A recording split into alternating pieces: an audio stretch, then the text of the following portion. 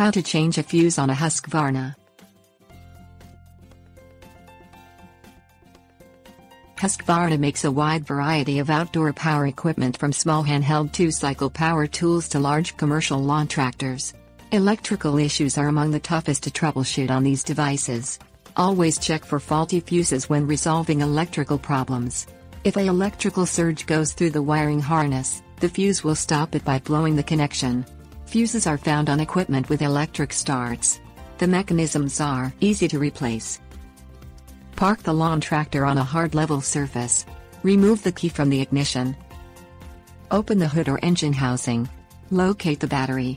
The fuse holder is located under the battery case cover, in front of the battery, in a small holder. Pull the fuse out of the holder. Push in the new fuse.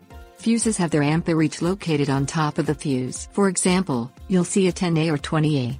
Replace the old fuse with a new fuse with the same amperage.